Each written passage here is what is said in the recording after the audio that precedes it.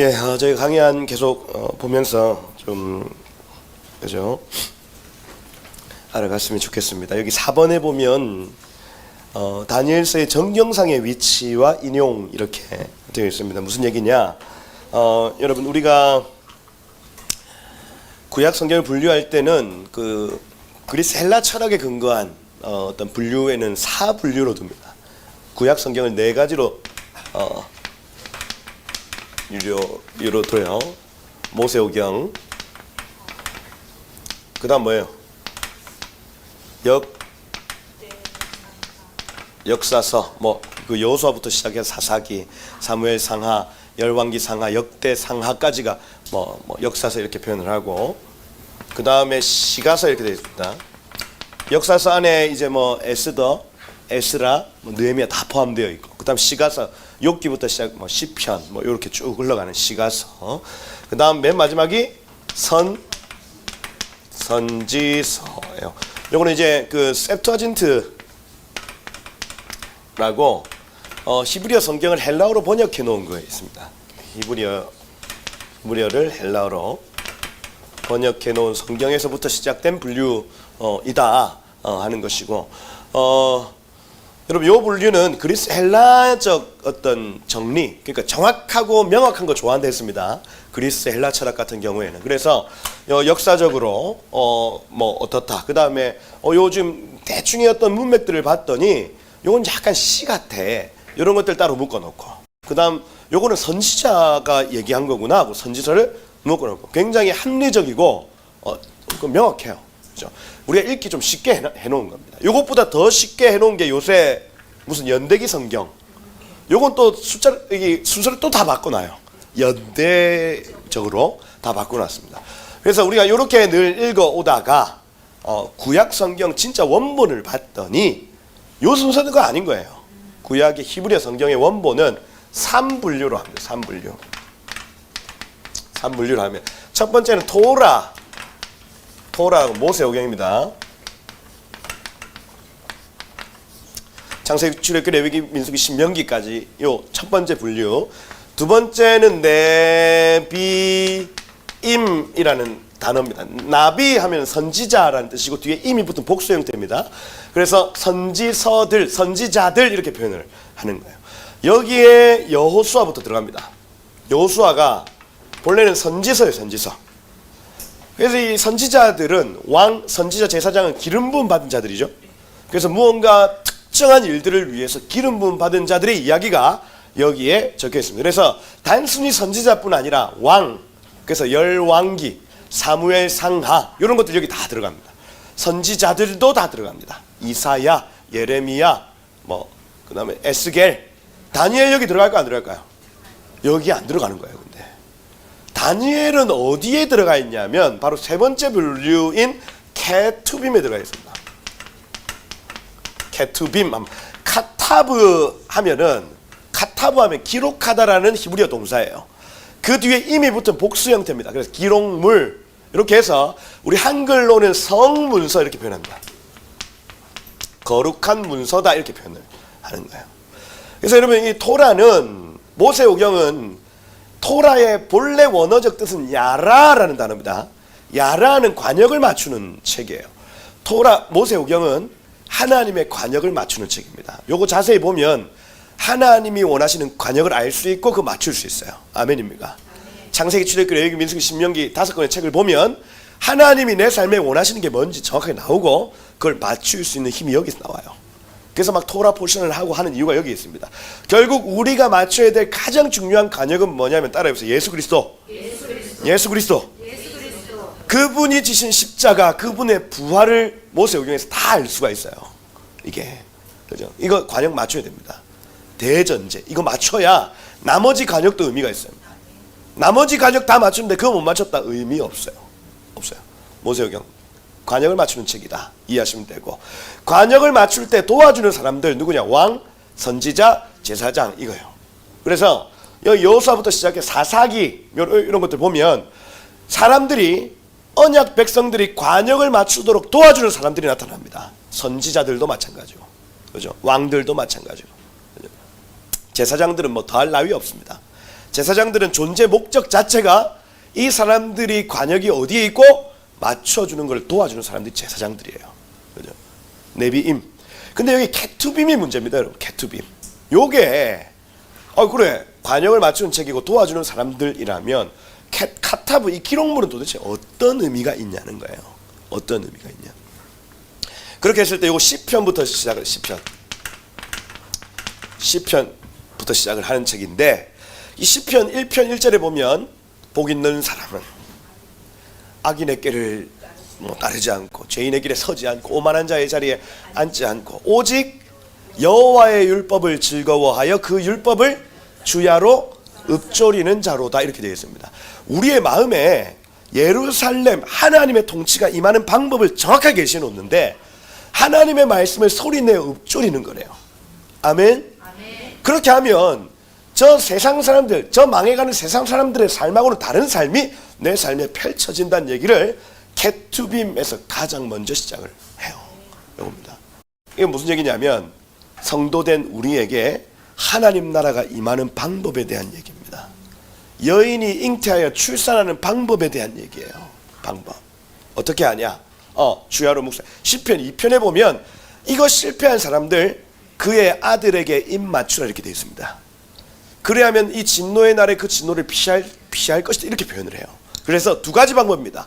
하나님의 말씀을 읊조려서 그 말씀대로 살든지, 아니면 그의 아들 예수 그리스도에게 입 맞춰서 그의 발 앞에 입을 맞춰서 내가 예수님 당신께 내 죄를 옮깁니다, 예수님이 나의 주인 되십니다로 고백하는 수밖에 우리의 삶에 하나님 나라 임할 방법이 없다고요. 이걸 가장 먼저 깨닫고 고백했던 사람이 바로 다윗입니다. 다윗. 그 시편 1권, 시편 1권, 그 시편 2권으로 넘어간 고라 자손의 시로 가득 찹니다. 무슨 얘기냐면 다윗에게 임한 이 예루살렘 성이 고라 자손의 것이 되었다, 이 얘기예요. 그 다음 세 번째 시편 3권으로 넘어가면 아삽의 시 내지는 레위 자손의 시가 나타납니다. 무슨 얘기냐면 다윗에게 임한 하나님의 나라가 고라 자손에게, 고라 자손은 왜 고라 자손입니까? 성전 문지기로 가장 그냥 늘 거기 서 있다가 다윗이 경험했던 그 은혜를 가장 먼저 누린 사람들인 거예요. 그렇죠? 그러고 레위인들이 그 은혜를 같이 누립니다. 그게 시편 3권의 고백이에요. 근데 가만 봤더니 시편 4권에는 모세의 노래부터 시작을 합니다. 모세의 노래. 무슨 얘기냐면 믿음의 선배들이 있다는 얘기예요. 이 하나님의 나라를 누렸던 믿음의 선배들이 먼저 있었다. 너네 시대 것만이 아니야, 이 얘기입니다. 4권이. 그리고 마지막 시편 5권은 성전에 올라가는 노래, 이렇게 해서 앞으로 미래에 오는 모든 세대들아, 우리가 누리는 이 하나님의 나라 너희의 것이 되길 소망한다, 이렇게 해서 맨 마지막 할렐루야 시편으로 마무리하죠. 그죠? 할렐루야, 우리 하나님이 통치하신다, 할렐루야, 그분의 도성이 아름답다 하고 마치는 겁니다. 그게 케투빔의 첫 시작이에요.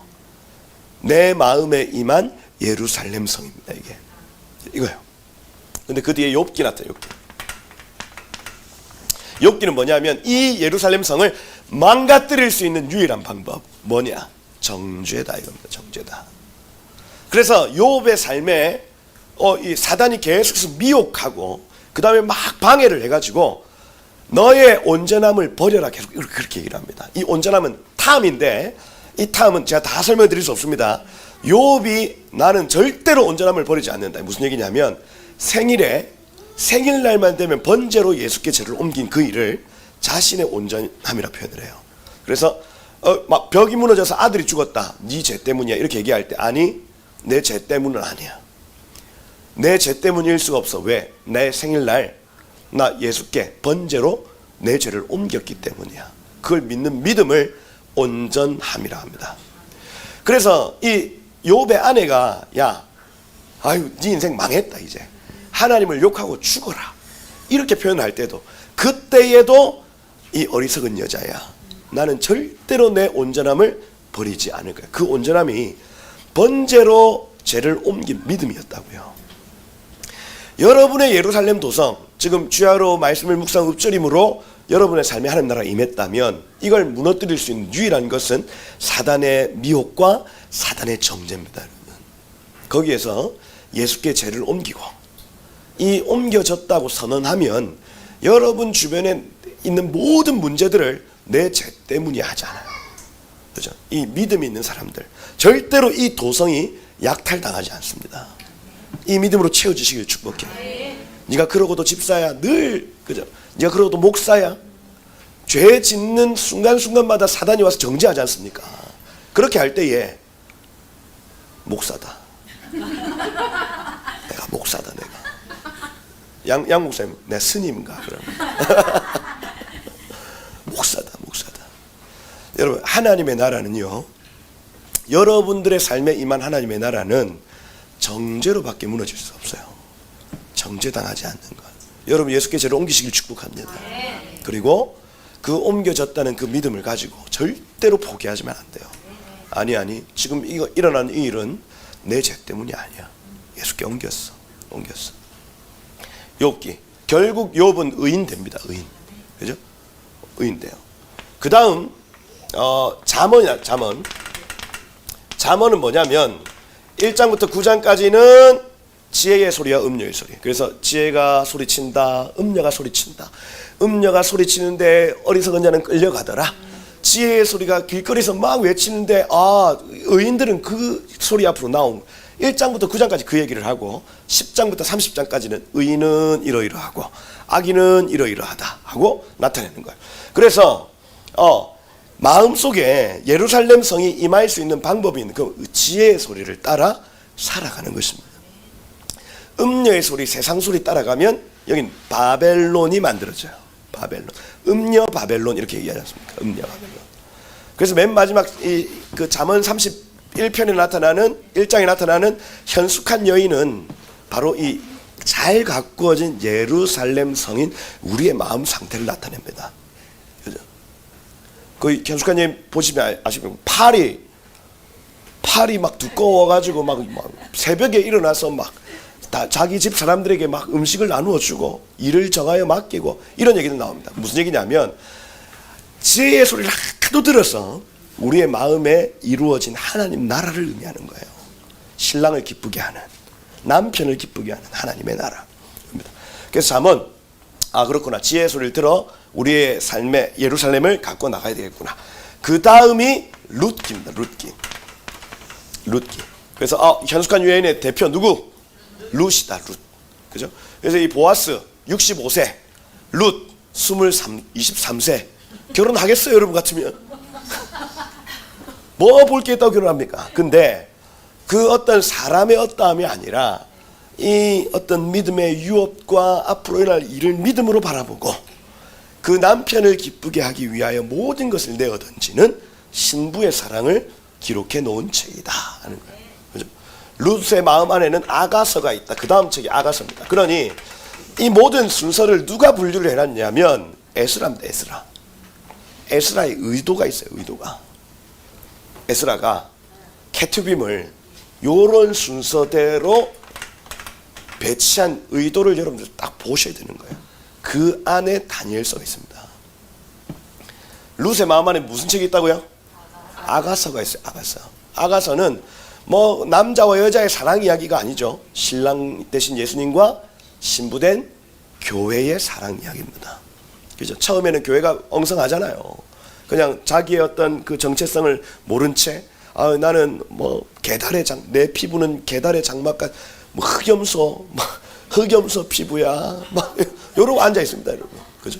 근데 예수님이 찾아와 가지고 계속 넌 아름답다, 너 이쁘다, 네가 최고야. 주님의 입에서 나오는 말을 통해서 신부된 교회가 회복되는 거예요. 그죠? 그러면서 그 회복된 일들 가운데 그냥 아유 좋아하고 끝날 일이 아니라 내 사랑 내 신부에 일어나 함께 가자 하고 사역의 자리로 초청하시고 온 열방 가운데 이루어질 하나님 나라를 위해서 예수님과 동역하는 교회로 일어나는 얘기가 아가서예요. 아가서. 그죠? 이 아가서의 끝에 예루살렘의 딸들, 그 다음에 미성숙한 처녀들 이런 사람들이 등장하면서 저 처녀들, 신랑이 분명히 있는데 깨닫지 못하는 처녀들 내가 이제 도와줘야 되겠다 하고 마지막 결정하는 내용이 마지막 장에 나타납니다. 그러고 그 다음에 이제 전도서 나타납니다. 전도서 여기서 한번 했죠. 전도서 히브리어로 하면 코헬레트 이렇게 표현하는 카할이라는 단어 뒤에 헬레트라는 단어가 포함됩니다. 카할 하면 히브리어로 교회, 부르심을 받은 자, 뭐 이런 표현이에요. 헬라어로 하면 에클레시아 스테스 이렇게 합니다. 에클레시아 하면 헬라어로 교회라는 뜻입니다. 그래서 교회를 부르는 자, 전도자예요. 그래서 마지막 신부를 부르는 자의 외침이 전도서입니다. 그래서 일의 모든 일들을 네가 다 들었지. 이제 너 창조주 하나님을 기억하고 하나님을 위해서 살아 하는 겁니다. 세상 사람들을 위한 책이죠. 전도서. 전도서를 꼼꼼히 읽으면 불신자, 신자 될 수밖에 없습니다. 그죠? 전도서.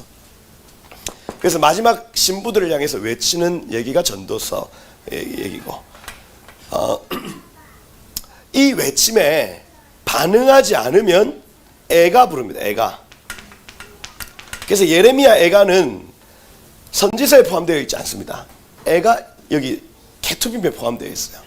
이 외침에 반응하지 않으면 예루살렘 무너져서 너네 엉엉 운다. 이 애가라는 단어가 슬픈 노래 이거인 것 같지만 히브리어로 에카입니다. 에카.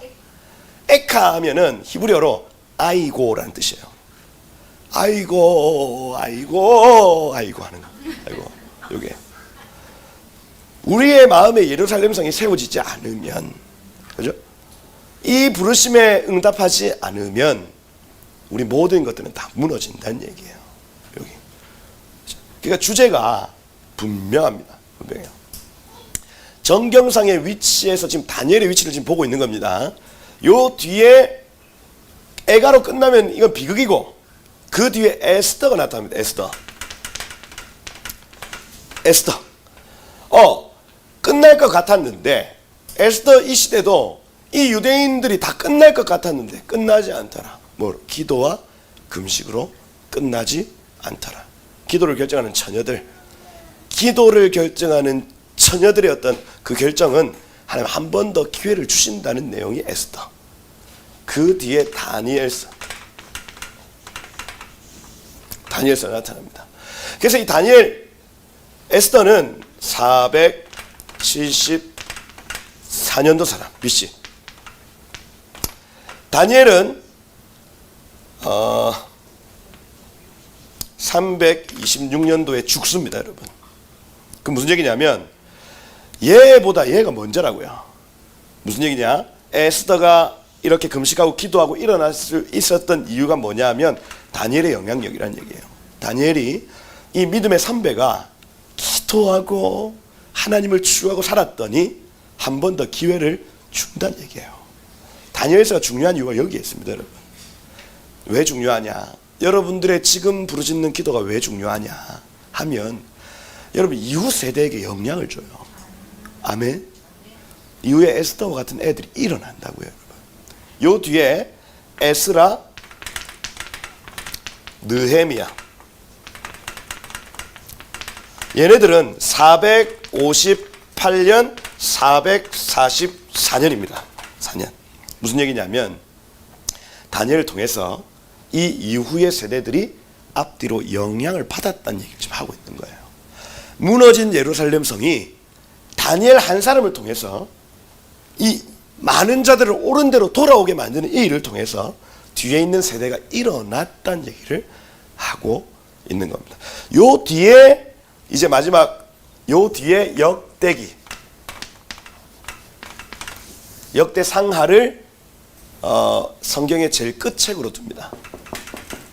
에스라가 역대기. 왜 이걸 이렇게 두냐면 여러분 역대기는 열왕기하고 다른 책입니다. 열왕기가 다른 책. 왜냐하면 역대기에는 철저하게 레위 지파의 회복과 절기의 회복과 성전의 회복을 기록한 책인 거예요. 기록한 책이다. 네. 그렇습니다.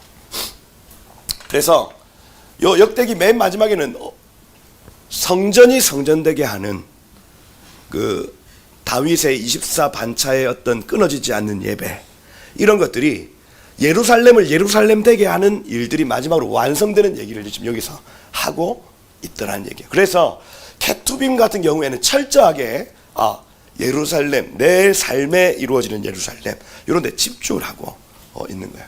여러분들의 마음에 예루살렘이 이루어지길 축복합니다. 그죠? 예루살렘, 하나님이 다스리시는 도시를 예루살렘 성이라고 얘기를 해요. 그래서 여러분 아테프 신부 이런 분들의 어떤 그 기도문을 읽어보면 내 마음에 이루어진 예루살렘 도상, 이걸 굉장히 강조합니다. 그냥 개인의 삶에. 그죠? 그러면 하나님이 정하신 것을 약탈당하지 않고, 그죠? 내 삶에 하나님 작은 소원을 일으키셔서 일어나는 일들이 계속 힘있게 뻗쳐나가는 그 은혜가 예루살렘이 이루어지면 나타나는 거예요. 그죠? 느헤미야의 어떤 성벽이나 이런 것들 중요한 이유가 거기에 있습니다. 어떻게 성벽을 세워나가야 되는지 이런 것들. 자, 지난번에 느헤미야 했나 여기서? 하여튼 있습니다. 하여튼 강의가 어디에 있어요. 돌아다니고 있습니다. 그래서 그걸 보시면 성벽을 재건한다는 것의 의미가 어떤 것인지를 이 케투빔의 관점에서 알 수가 있는 겁니다. 그래서 요거는 신학교에서 잘 안 가르쳐 줍니다. 신학교에서는 이런 것만 가르쳐 줍니다. 이런 거. 그러면 맥을 에스라가 율법의 정통한 학자였습니다, 여러분. 하나님의 말씀의 정통한 학자였는데 그 이해를 먼저 우리가 가지고 그 다음 연대기 성경이나 어떤 네 가지 분류를 볼 수 있어야 됩니다. 그 이해가 없이 헬라적 어떤 사고로 말씀을 읽기 시작하면 한계가 있습니다. 한계가. 그냥 우리 개인의 영역에 적용되고 끝나요. 내지는 우리 가정의 영역에 적용되고 끝난다고요. 내지는 이 교회의 영역에 적용되고 끝나버립니다. 그게 아니라 진짜로 하나님이 원하시는 어떤 본래 이 말씀이 기록된 목적, 이것을 알 수 있는 방법이 먼저는 에스라의 분류 안에서 보셔야 하겠다 하는 거예요. 그 안에서 여기 지금 에스라, 느헤미야 사이에 있다. 무슨 얘기냐? 영향을 끼쳤다는 얘기예요. 영향을 끼쳤다. 다니엘이. 그죠? 그리고 심지어 다니엘서의 존재의 목적은 우리에게까지, 아멘, 우리에게까지 영향을 준다. 이게 의미가 있습니다, 여러분. 우리에게까지. 왜? 아니, 에스더가 살아보니까 다니엘이 기록된 말씀대로 되거든. 에스라가 살아보니까 다니엘이 기록된 말씀대로 되거든요. 느헤미야가 살아보니까 야, 진짜 이 말씀대로 되네. 이거 하면 되겠구나. 거기 믿음을 가지고 막 칼이 들어오고, 그죠? 총이 들어오고 미사일이 들어와도 눈 하나 깜짝 안 하고 하나님의 일들을 해내는 거예요. 우리에게까지 영향을 주더라. 그래서 여기 이번에 보시면 예레미야의 예언, 다니엘의 순종, 에스더, 에스라, 느헤미야 영향을 주게 되더라 하는 거예요. 먼저는 여러분 이 다니엘서를 보시면서 영향을 받으시기를 축복하고, 그죠? 또한 여러분들의 순종을 통해서 여러분들의 다음 세대에 영향을 주시기를 축복합니다. 이 두 가지 은혜가 풀어질지어다. 네, 그리고 이 다니엘서는 마태복음 24장에 이제 인용이 된 부분이 있습니다. 여기 마태복음 24장 15절에 보면, 그러므로 너희가 선지자 다니엘이 말한 바 멸망에 가증한 것이 거룩한 곳에 산 것을 보거든 읽는 자는 깨달을진저, 이렇게 되어 있습니다. 이게 다니엘서 9장 27절을 인용한 것인데, 그가 장차 많은 사람들과 더불어 한 일에 몇 년이에요? 한 일에 하면은 7년, 그죠? 7년 동안 언약을 굳게 맺고, 이렇게 되어 있습니다. 그가 하면 그는 적그리스도가 많은 사람들과 이 이슈이기 때문에 언약 백성들이죠. 언약 백성들과 더불어 한 7년 동안 언약을 굳게 맺고, 이렇게 되어 있습니다. 그가 이래의 절반이면 3년 6개월, 절반에 제사와 예물을 금지할 것이며, 그러면 여기서 금지했다는 것은 이 언약을 체결할 때 허용했다는 얘기입니다. 그래서 언약 백성들과 제사와 예물을 드리는 것을 허용했다. 자, 그러면 적그리스도가 나와서 하는 이 7년의 언약은 뭐냐면, 예배를 못 드리고 있는 상황 중에 예배를 열어주는 일이 있다 하는 거예요. 예배를 못 드리는 상황 중에 이 사람이 나와서 너네 예배할 수 있어 한 겁니다. 유대인들, 유대인들 지금 번제를 드려요, 못 드려요? 못 드리고 있죠. 그죠? 지금 다 준비됐지만은 그 성전에 뭐가 떡하니 서 있습니까? 무슬림 사원이 딱 떡하니 서 있어서 거기에 샤론 총리가 딱 들어가는 순간 전쟁 납니다.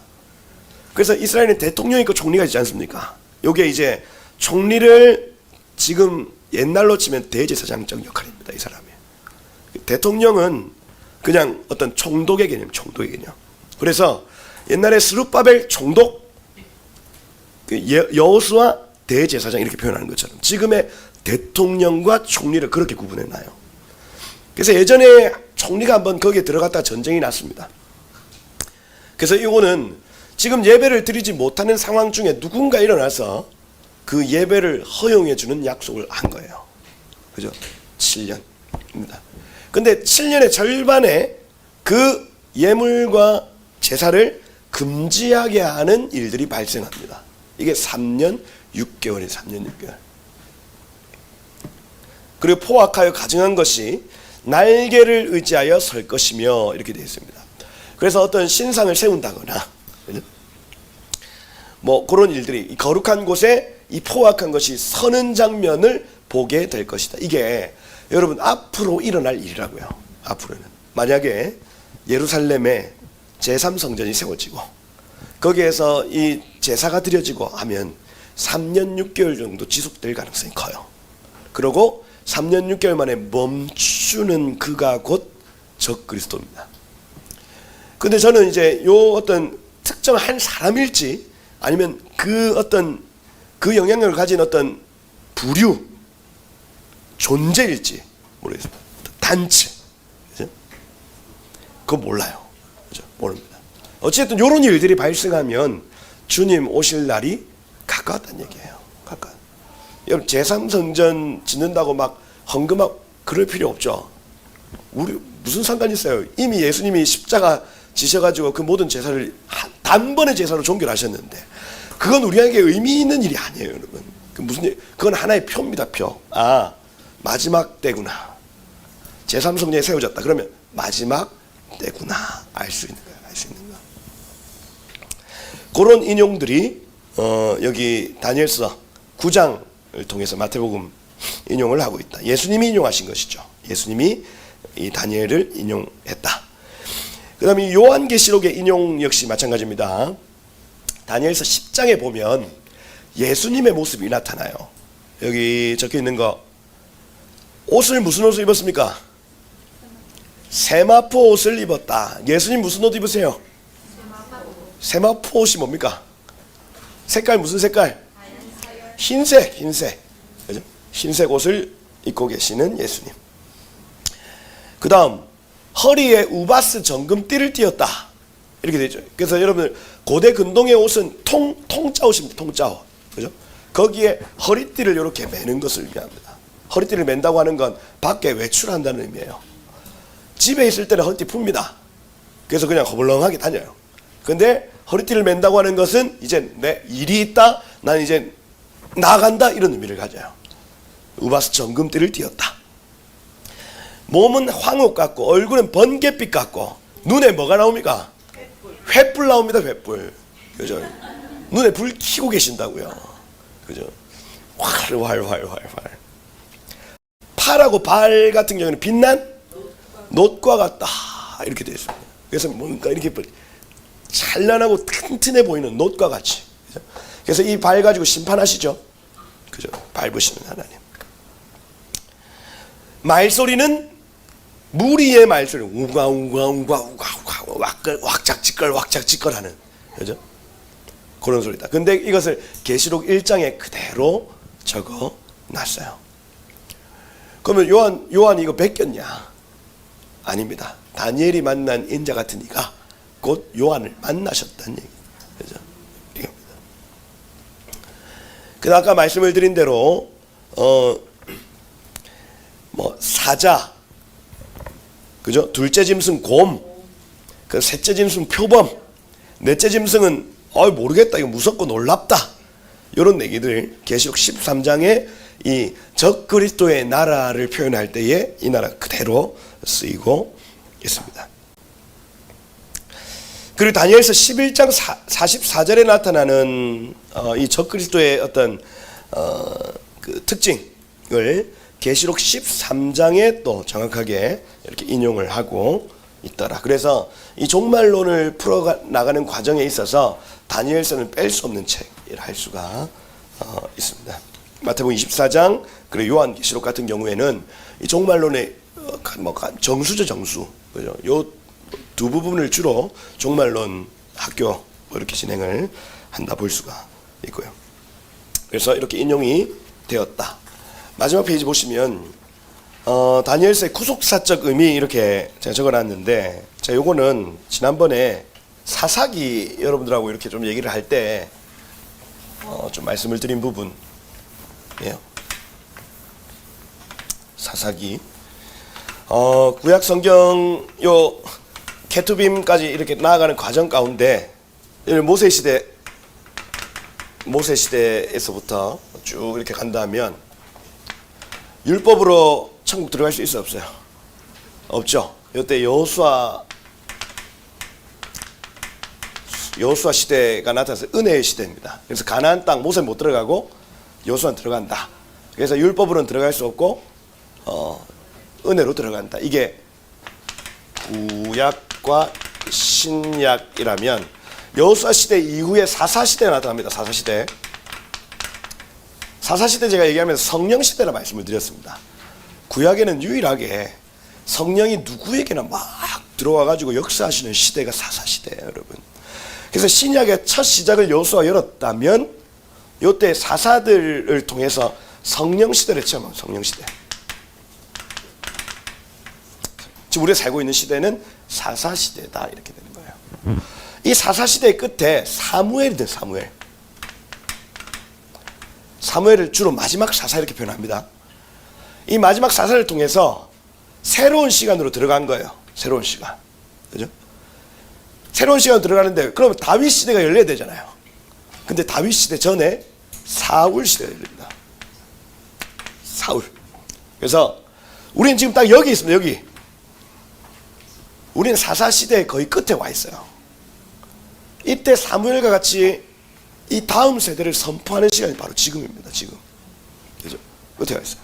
그러면 이 다음 시대를 선포하면 다윗, 예수님이 오셔가지고 그분의 나라를 이룰 줄 알았는데 그 전에 적 그리스도는 어렵게 생각할 필요 없습니다. 그리스도를 대적한다 하는 거예요. 여기서 나타나야 될 그리스도 누구냐면 다윗입니다. 다윗. 그죠? 사무엘이 기도하면 다윗 시대가 나타나야 되는데 그 전에 적 그리스도가 나타나요. 그 예표하는 인물이 누구? 사울이라는 얘기예요. 지금 우리가 구속사적 의미를 지금 살펴보고 있는데 구약시대 지나갔습니다. 예수님이 초림하셔서 예슈아 아닙니까? 예슈아 초림하셔서 신약세를 여셨습니다. 그리고 사사들을 통해서 성령시대 경험하고 있습니다. 지금 사무엘 시대, 지금 우리예요. 우리 사무엘이 기름 부어서 주님 다시 오실 것을 미리 선포하는 거예요. 선포했더니 사울이 일어나 적 그리스도 다윗이 오는 길을 지금 막고 있다 이겁니다. 길을 알 수 있는 거예요. 사울. 근데 다윗이 일어나는 거 막는다 못 막는다? 못 막는다. 아무리 날고 기어도 못 막아요. 못 막아요. 다윗 시대가 왔습니다. 그죠? 요거는 예수님의 재림의 시간이라 할 수 있습니다. 재림. 그죠? 그래서 막 다윗이 우리 죄를 대신해서 막 십자가 달려 죽고 막 뭐 양을 대신해서 피를 흘렸더라 이거 없습니다, 여러분. 나가면 족족 이깁니다. 이게 재림 대신 예수님의 특징을 가진 사람인 거예요. 그죠? 성전 짓기를 원하잖아요. 성전 영원한 나라 천년 왕국 내 시대에 이루어졌으면 좋겠어요 하는데 하나님 그거 허락하지 않으십니다. 무슨 얘기냐면 너는 딱 여기까지만 계시하는 존재야. 선을 딱 그으시는 거예요. 그러면 천년 왕국을 계시하는 존재로서 누구? 솔로몬. 그래서 솔로몬 왕을 알현하기 위해서 온 열방에 있는 왕들이 다 찾아옵니다. 그죠? 실제로 모든 열방에 있는 왕들이 자기의 금, 은 모든 예물들을 가지고 그 앞에 엎드려 절하기 시작합니다. 그 솔로몬이 결혼을 했는데 왕비가 몇 명? 1000명. 그것도 그냥 유대인들만 결혼하는 게 아니고 이방 여인들을 다 취했다. 이게요. 학자들 사이에서는 아 그렇구나. 모든 이방에 있는 교회, 이방에 있는 이방인들을 품는 예수 그리스도의 사역을 예표하는 것이구나 하고 적용합니다. 그래서 막 무슨 금, 은, 동천 이게 막 하여튼 차고 남아 뭐 돌았다 뭐 이런 얘기들 하는 거예요. 이렇게 끝날 줄 알았던 이 하나님 나라가 이건 그냥 다 계시의 통로들이에요, 여러분. 진짜가 있는데 얘네들 다 가짜라는 얘기예요. 다 가짜. 진짜가 오신다, 진짜가. 여호수아가 여러분 예수님입니까? 아니죠. 진짜를 위해서 얘는 하나의 모델이에요, 여러분. 사울이 적그리스도예요? 아니죠. 적그리스도를 예표하기 위해서 하나 세워놓은 겁니다, 여러분. 끝날 줄 알았는데 이 다음에 이제 분열 왕국 르호보암, 여로보암 나뉘어집니다. 여기에 유다와 베냐민, 여기에는 나머지 10지파 이렇게 나눠지는 거예요. 나눠지는 거. 그래서 지금 여기에 1번, 2번, 3번, 4번, 5번, 6번까지 제가 말씀을 다 드렸고 7번부터 이제 그 다음 계시로 넘어가는 시간입니다. 이 솔로몬 이후의 시간은 그 다음 계시의 영역으로 넘어가요. 왜냐하면 여러분 우리의 삶에서 일어나는 모든 일들은 전부 부분적 계시의 통로입니다. 이해가 되시죠?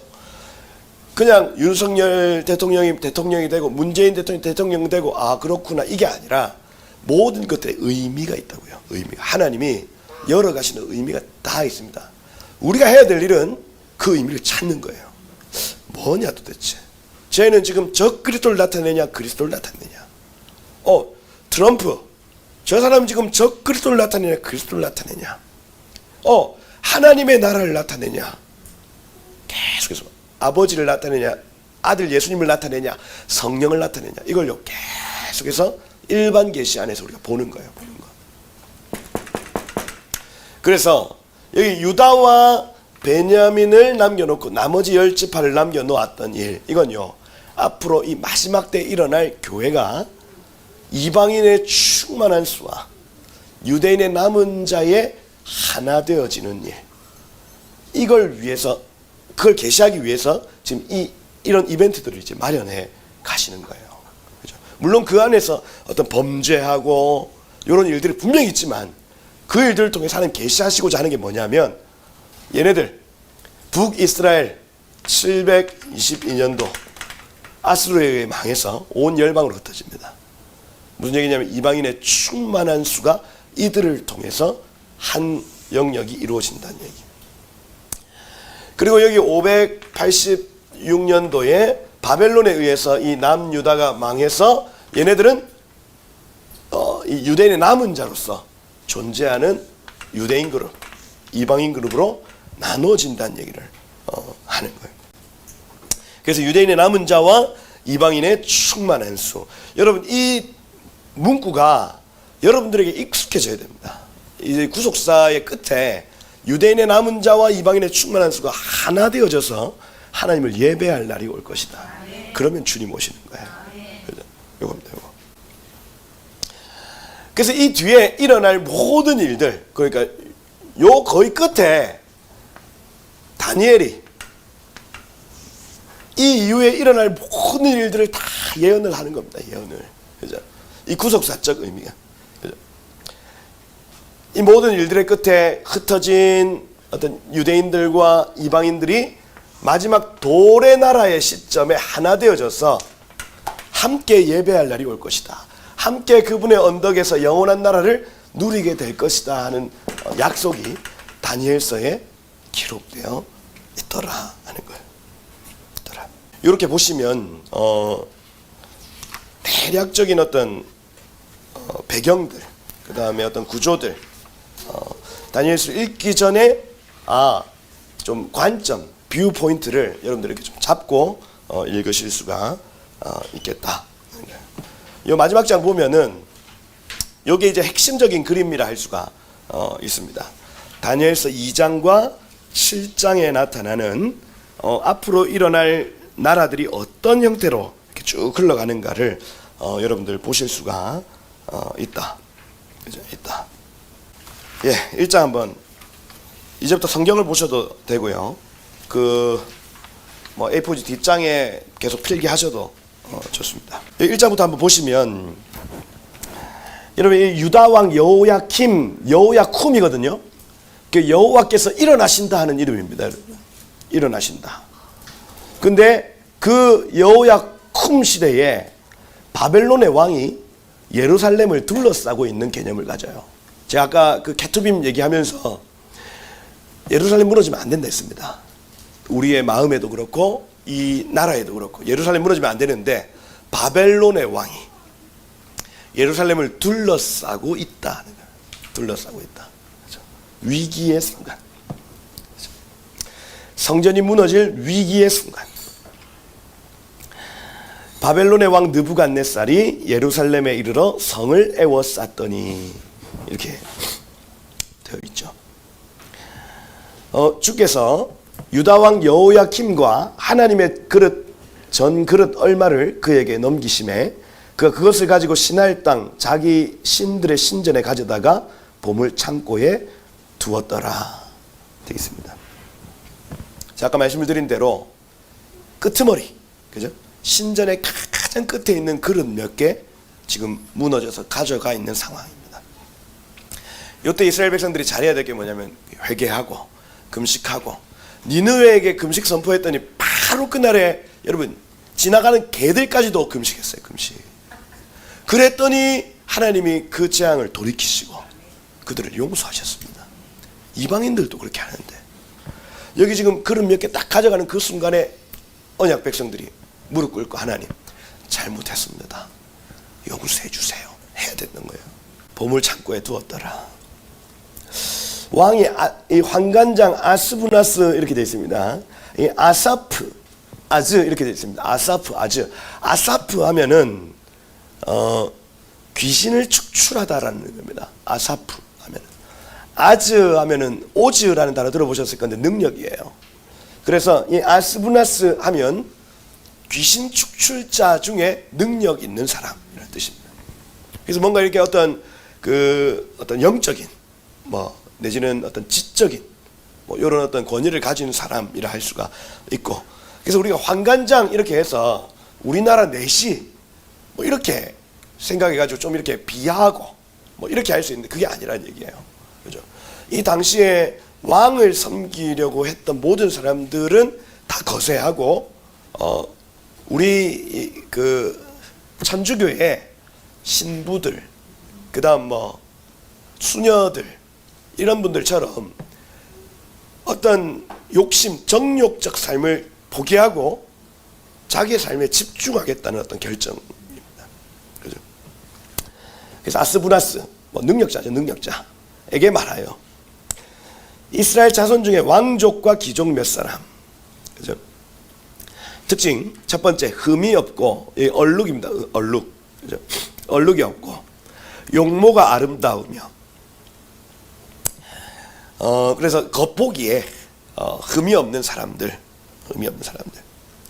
학문에 익숙하여 이렇게 돼 있는데 이 원어로 하면 야다빈이에요. 야다빈. 그래서 빈 하면 65세 이상의 통찰력이라는 뜻이고 어려서부터 이 통찰력을 가져 있다 이렇게 표현합니다. 여러분 통찰력은 어떻게 올까요? 통찰력. 65세 이상 되시는 분들은 보면 알잖아. 왜? 그걸 삔이라고 얘기합니다. 딱 눈빛만 딱 봐도 얘가 무슨 생각하고 있는지 딱 아는 그걸 통찰이라고 얘기해요. 통찰. 그래서 결혼을 할 때에 어머니 아버지께 반드시 사람을 데리고 가야 되는 이유가 뭐냐면 얘 표정만 딱 봐도, 데리고 온 애 표정만 딱 봐도 대충 어떤 생각을 하고 있는지 알아요. 이걸 삔이라고 얘기한다고요. 삔. 경험이죠, 경험. 그러니까 세월을 오래 살아봤더니 요렇게 생긴 사람은 대충 요렇게 살더라. 이게 보인다는 얘기예요. 보인다. 근데 어림에도 불구하고 이 통찰이 온답니다. 통찰. 뭐냐면 말씀에 노출되어 있는 사람들이에요. 하나님의 말씀에 노출되어 있으면 어린데 영이 자라는 거예요. 영이 자라는 유일한 방법은 말씀 먹는 거예요. 다른 수가 없어요. 그죠? 근데 나이를 많이 먹어도 어린아이 같은 분들이 있습니다. 그죠? 잘 몰라. 딱 봐도 잘 모르겠어, 난. 그죠? 말씀을 드셔야 돼, 말씀을. 그죠? 통찰이요, 통찰이. 그래서 이 학문에 익숙하여 야다빈 이렇게 해서 통찰력이 있다. 왕궁에 설만한 소년들을 데리고 오게 하였고 그들에게 갈대 사람의 학문 할 때 이 학문 세페르라는 단어인데 문서 책 읽기 그 다음 언어를 가르치게 하였고 이 라숀이라는 단어인데 이 혀죠 혀 리숀 라숀 하면 혀입니다. 언어의 언어. 자 그래서 애들 데리고 와가지고 첫 번째 아무것도 시키지 않고 제일 처음 뭐부터 시키냐면 책 읽기 습관 길들이고 언어 가르쳐주고 이 두 가지입니다. 그래서 여러분 아이들 교육 막 요새 애들 키우는 거 보면요 저 막 뭡니까 의대 합격반 해가지고 초등학교 1학년 애들이 그렇게 하고 있더라니까요. 걔네들이 미분적분 풀고 있습니다. 초등학교 1학년 애들이 지금 그런 시대입니다. 그런 시대. 그죠? 그래가지고 애들이 학원 마치면 또 학원 마치면 또 학원 밤 10시까지 초등학교 1학년이 재앙이죠. 재앙입니다. 근데 요새는 애들이 나 학원 보내주세요 한다. 옆에 있는 애들이 다 그렇게 사니까 나도 학원 보내주세요 엄마. 그래서 학원비가 한 달에 뭐 100만 원 이렇게 나가는 거예요. 그죠? 희한하죠. 근데 여기 모든 그리스 헬라 철학 그 다음에 뭐 이집시언들 그 다음에 뭐 유럽의 어떤 여러 전통 학교들 이것들이 교육의 가장 근간을 어디에 두냐면 페르시아로 둡니다. 바벨론 페르시아로 두고 그들이 가장 먼저 베이스로 깔 때에 어떤 교육을 딱 깔았냐면 첫 번째는 세페르 책 읽기 습관 두 번째는 언어 두 가지입니다. 이 두 가지를 깔고 그 위에 자기가 좋아하는 공부를 얻는 거예요. 이겁니다. 그래서 여러분 아이들 이제 뭐 주변에 있는 아이 교육에 대해서 고민하고 있는 사람들 애들 일단 논리를 하고 일단 13살 이전까지는 잘 노는 애들이 필요해요. 놀아봐야 돼. 할렐루야. 자연 만물 안에서 꽃 만지고 바닷가에서 장난치고 모든 것들을 손에 경험시켜줘야 됩니다. 손으로 만지게 해줘야 되고 그리고 반드시 이제 밑으로 깔고 들어가야 될 두 가지가 있는데 하나는 책 읽기 습관 다른 하나는 언어입니다. 이 두 가지만 놓치지 않으면 얘네들 뭐든지 할 수 있어요. 뭐든지. 그죠? 근데 보통 엄마들이 잡아. 그죠? 잡습니다. 수학 딱 붙들어 놓고 왜 못하는데? 왜 이걸 모르는데? 누구 닮아? 저거든요. 저희 아내는 이과입니다. 이과. 과학 선생님이었기 때문에 야 이거 지구과학, 수학, 미분적분을 풀면서 스트레스 풀었다 하더라고. 이해가 안 되죠. 야 희한하더라고. 그러니까 유아 아이가 수학을 풀다가 못 풀면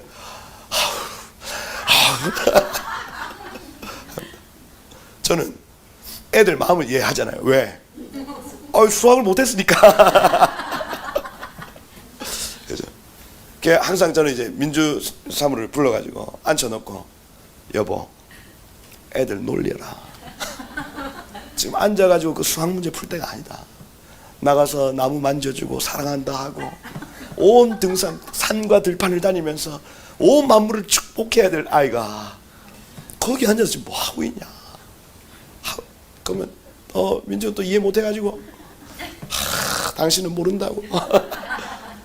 놀이터에 애들이 있는 줄 아냐고. 실제로 놀이터에 애들이 없더라고. 어디 있는지 모르겠어. 그죠? 결국에는 제가 이런 말씀들을 계속해서 우리 아내 여보 봐라. 두 가지다. 책 읽기 습관과 언어, 영어 그리고 책 읽기 습관, 이 두 가지면 충분하다 여보. 그래서 수학은 알아서 하겠지. 우리의 짐이 아니야.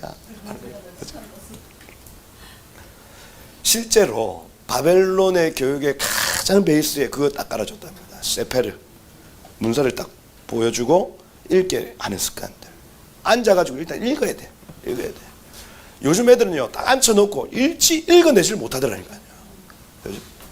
앉아서 책을 쭉쫙 깊이 있게 읽는 훈련을 해야 됩니다. 그게 모든 공부의 베이스예요. 저도 책을 앉아서 성경책을 읽은 지가 대학 들어와서 처음 그랬어요. 그전에는요, 앉아가지고 뭘 이렇게 읽는 일이 없었다니까요. 읽는 일이. 내 공부를 했던 때가 얼마 되지 않은 것 같아요. 그렇게 세페를 읽어내야 된다. 읽어내야 된다. 그리고 어떤 언어로도 읽어내야 된다 이겁니다. 그렇죠? 그러면 자연스럽게 이런 애들이 나타나는 거예요. 나타나는 거예요. 그리고 5절에 보면 잘 먹이죠. 왕이 지정하여 그들에게 왕의 음식과 그가 마시는 포도주를 날마다 공급해 주는데 3년 무상교육 3년. 야, 숙식 해결. 그죠? 이 완전한 엘리트 교육을 이렇게 해버립니다, 여러분. 그죠? 3년. 그 이후에 그들이 왕 앞에 서게 될 것이다. 근데 이때가 느부갓네살의 원년이에요, 원년. 그러니까 느부갓네살 이 사람 똑똑한 사람입니다. 자기가 딱 왕이 되자마자 했던 일이 뭐냐면 3년 동안 이 아이들을 길러내겠다 결정한 거예요, 여러분. 그죠? 결정하고 서게 될 것이다. 그들 가운데 유다 자손 다니엘, 하나님은 나의 재판장, 하난야 이렇게 되어 있습니다. 하난 하면은 뭐 은혜, 자비, 하난, 한운, 헨 이렇게 자비, 야훼, 야훼는 자비로우시다. 미사엘 하면은 누가 하나님과 같으랴, 누가 엘과 같으랴. 아사르야, 아자르 하면은 도와주다, 도움이라는 뜻이고, 야훼 이렇게 됐어요. 하나님은 나의 도움 이런 뜻입니다. 다 좋은 이름이죠. 다 좋은 이름으로 지금 이렇게 살아가고 있어요. 근데 여기 7절에 보니까 이 아스브나스가 권세 있는 자죠. 그들의 이름을 고쳤다 이렇게 되어 있습니다. 이 고쳐라는 단어가 숨인데 정해줬다라는 뜻이에요. 정해줬다. 다니엘, 하나님은 나의 심판자라는 이름을 벨, 드사살 이렇게 되어 있습니다. 그래서 이 드사살 하면 벨이 보호한다 라는 뜻이고, 하나님이 재판하시는데 벨이 보호한다. 하나냐, 하나님은 나의 자비이시다라는 이름을 사드락 이렇게 해서 이 아쿠신의 사다르 이렇게 되어 있는데 명령이라는 뜻입니다. 아쿠신의 명령 이런 뜻. 하나님의 자비에서 우상의 명령으로 바뀌어요.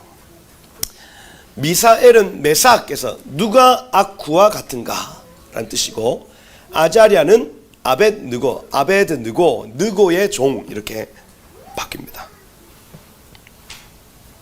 그래서 여러분 왜 이름이 바뀌냐?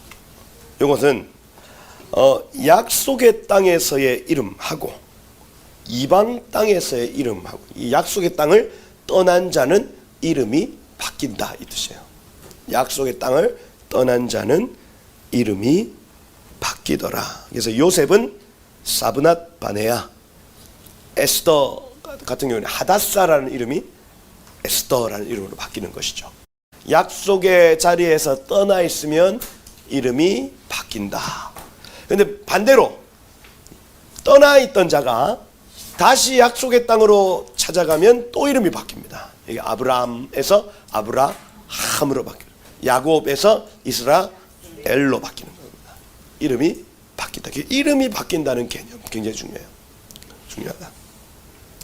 그래서 여러분 우리나라에서도 창씨개명 이름이 바뀌는 일들이 있었습니다. 그래서 제가 이렇게 찾아보니까 저희 아버지 이름이 강명자 길자 명길인데 일본식 이름으로 이렇게 하니까 아키요시 쿄 이렇게 돼 있어요. 만약에 일본이 제 이름 강성민을 키요타미 쿄 이렇게 돼 있어요. 그래서 저는 만약에 창씨개명이 되면 언약에서 떠나 있으면 일제시대에 내가 종이 되었으면 기요타시 그죠? 강예인 전사님 찾아보니까 유타카 쿄 이렇게 돼요. 강이라는 이 단어를 쿄라고 돼요. 쿄 센세이. 그래서 쿄 센세이. 이름이 바뀐다. 여러분 일제 신사참배, 그죠? 일제 시대에 우리가 들어가는 건 뭐냐면 언약 밖으로 떠나 있으면 이름이 바뀐다 이거예요. 이름이 바뀐다. 그런 거죠. 그래서 그렇구나. 야마모토, 뭐 스키야키, 뭐 이름이 바뀌는 이름이 바뀐다. 다마네기, 그죠? 바뀐다. 아벤느고라 하였더라. 그러니 여러분 언약 백성이 언약에서 떠나 지금 굉장히 힘든 시간에 지금 처해져 있다. 온실에서 세상으로 던져진 상황이다 하는 거예요. 요셉 역시 마찬가지입니다. 온실에서 세상 가운데 던져졌을 때 어떤 결정을 하겠냐는 거예요.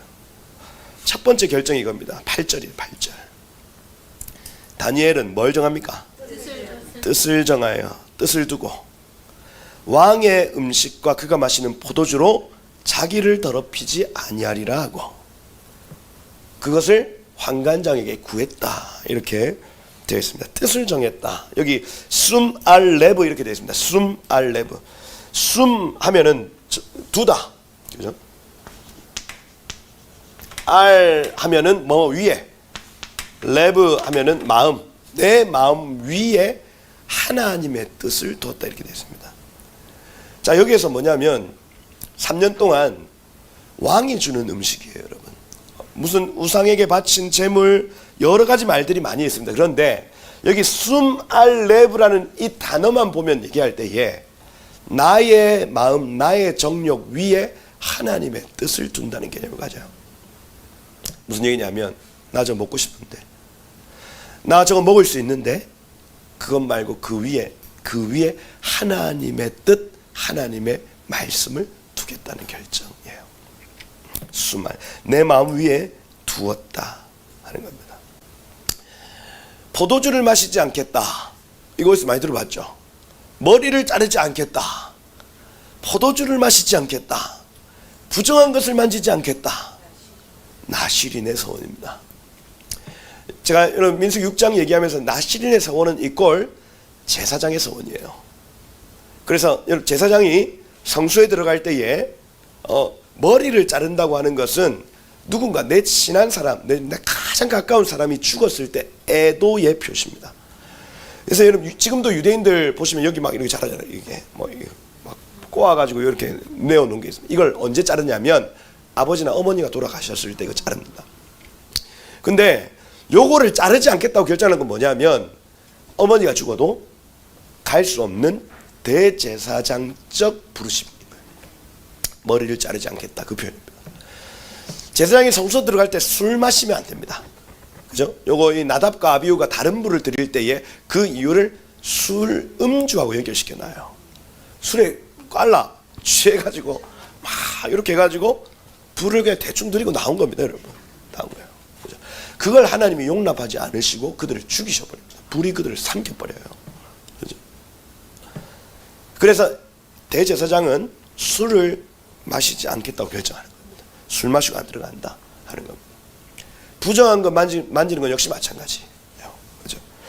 그래서 그렇구나. 이 대제사장적 어떤 서원, 나실인의 서원을 여기서 지금 결정을 하는 거예요. 더럽히지 않겠다. 그죠? 더럽히지 않겠다. 여러분 이 당시에 뭐 어떤 문화가 있었는지는 모르겠지만, 그죠? 어떤 음식에 있어서 사람들이 많이 타협하고 여기 잡혀온 사람들도 이런 부정한 음식, 정한 음식, 그리고 우상에게 바친 어떤 재물들, 이런 것들에 대해서 타협했던 시간인 것 같습니다. 그랬더니 타협하지 않은 몇몇 사람들에게 하나님이 기름 부어주신다는 얘기예요. 자, 무슨 얘기냐면 각 시대마다 언약 백성들이 타협하는 게 있다고요. 근데 거기에서 내가 뜻을 정할 숨알레브, 내 마음 위에 하나님의 말씀을 먼저 두고 타협하지 않는 사람들을 하나님이 기름 부어주신다는 거예요. 혼전순결, 뭐 요런 문제들. 지금 여러분 결혼하기 전에 성관계 하지 않으면 바보 취급, 병신 취급 받습니다, 여러분. 그죠? 뭐냐 너, 그죠?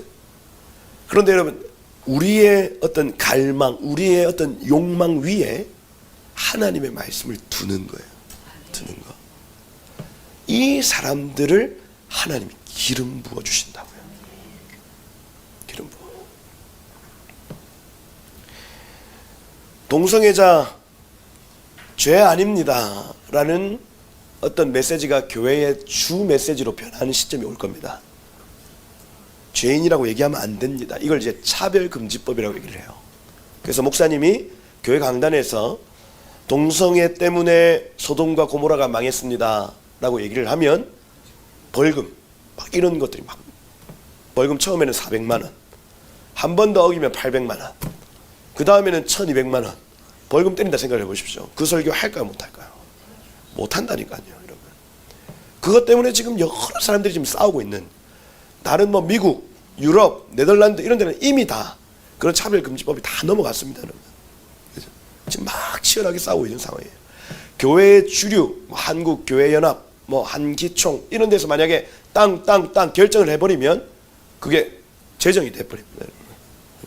그때에 숨알레브, 내 마음 위에, 나의 어떤 상황 위에 하나님의 말씀을 얹어 놓는 사람을 하나님 기름 부어 주신다는 거예요.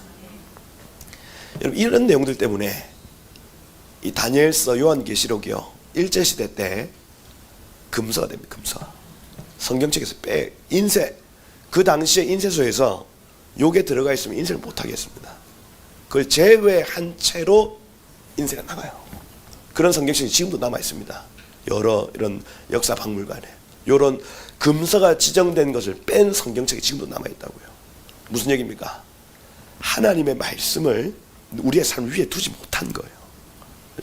한국교회 그렇게 타협하면서 일제시대를 지나온 겁니다, 여러분. 일제시대 신사참배할 때에 요거는 국민의례다 이렇게 표현했습니다. 국민의례인데 어떻게 하냐면 동쪽이 어디입니까? 요쪽입니다. 동방요배 이렇게 표현하거든요.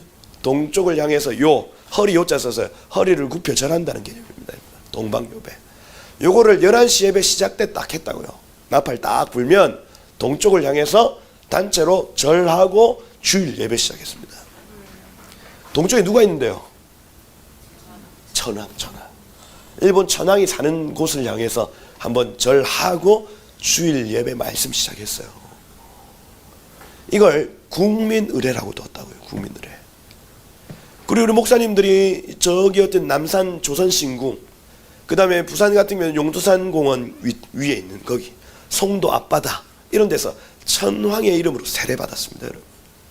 천황의 이름으로. 그걸 그냥 국민들이 해야 될 어떤 의식으로 생각하고 그냥 다 허용하고 타협했다고요, 여러분. 이런 기름 부음이 떠나가겠죠. 떠나가는 거. 여러분, 나중에 이 김일성과 같이 조선 그리스도교 연맹 같이 연합한 교회들이 있었습니다, 여러분. 그래서 이 김일성을 어떤 성경이 말하고 있는 어떤 하나님 나라의 통로로 막 이렇게 찬양하는 일들을 한국교회가 했다고요. 한국교회가. 그죠? 타협하는 거. 그런데 숨알레브, 내 마음 위에, 내 상황 위에, 내가 지금 내 목숨이 위태로워도 내 상황과 환경 위에 하나님의 말씀을 두는 사람, 그 사람이 참고 있다고요. 이런 가르침을 가르쳐 놓으면 여러분 정부가 좋아하겠어요, 안 좋아하겠어요? 이런 말하는 목사들 여러분 정말 눈에 가시처럼 여길 겁니다. 말 듣지 마라 이거거든요. 하나님의 말씀이 위에 있다. 근데 여러분 이 싸움은요 앞으로 더 치열하면 치열했지. 지금은 잠시 소강 상태. 얼마 전까지는 예배, 기도. 제가 요 캡처해 놨어요. 캡처. 우리 구청에서 온 문자를 큰 소리로 기도 금지, 성경 암송 금지 뭐 이렇게 했어요. 그래서 소리 내서 암송한다고 하는 겁니다. 그래서 그 뒤에 금지를 금정구청에서 그냥 자기들은 그냥 편하게 쓰는 게 금지. 근데 우리는 이런 말씀을 보는데 금지하면 우리는 열받죠. 니네가 금지? 어디?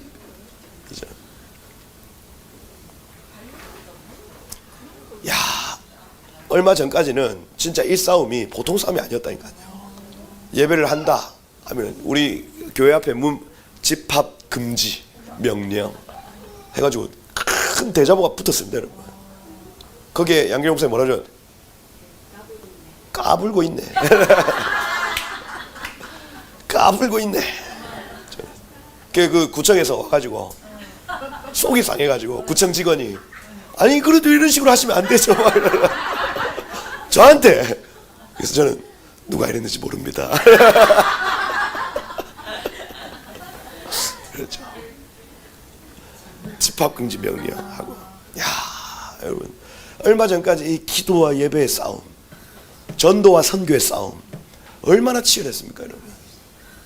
선교를 위해서 백신을 맞아야 되냐 말아야 되냐, 그죠? 야, 여러분 그 갈등과 혼란과 거기에서 뚫어내고 전도하고 선교하고 예배하고 기도했던 시간이 불과 1, 2년 전이었습니다, 여러분. 지금 잠시 소강 상태예요. 소강 상태. 숨 알레브. 이 단어를 1장에서는 이 단어 기억하셔야 돼요. 내 마음 위에. 나의 어떤 여러분 이 마음 레브는 지정의입니다. 지정의. 지정의예요.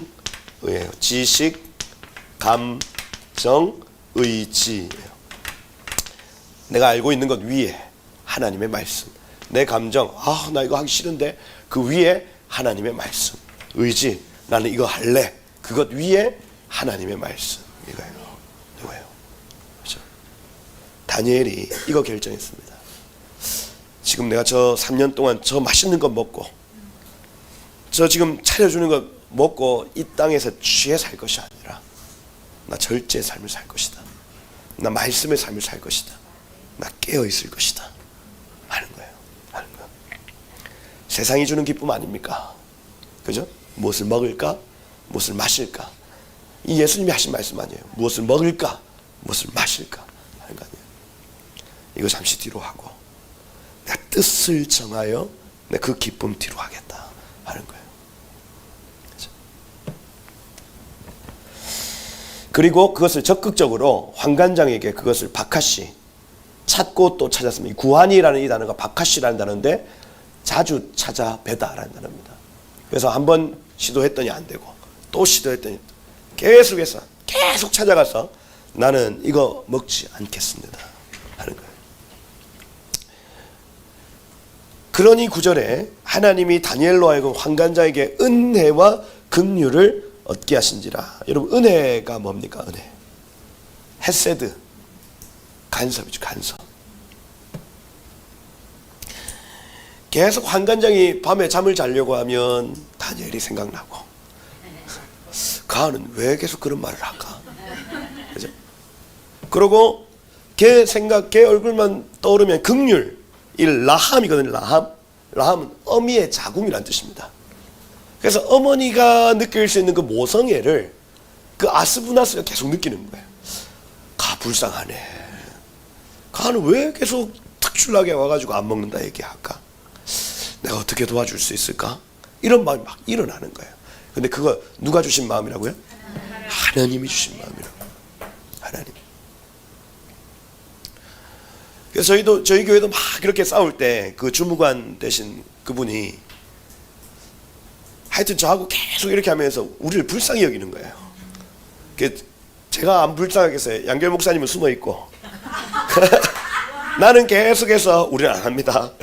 근데 내가 하는 것 같지는 않았대. 뒤에 누가 시키는 존재가 있다는 걸 계속 알고, 목사님도 중간에 계신 분이시죠. 저도 중간에 있는 분입니다. 이러면서 계속 불쌍하게 여겨주는 거예요. 불쌍히. 그래서 우리 그 어떤 예배 시간이 10시 반이면 10시쯤 와가지고 사람 체크해서 가고, 그러니까 11시쯤 오면 사람들이 많이 올 줄 알고 이번에 미리 오는 거예요. 미리 와가지고 20명밖에 없네요 하고 가는 겁니다. 그래서 내가 하도 하여튼 불쌍해 보이니까 그분이 그냥 알아서 그냥 대충 조사하고 가고, 이게 몇 개월을 그렇게 하시는 거예요. 이렇게. 저는 그 주님이 했다 봅니다.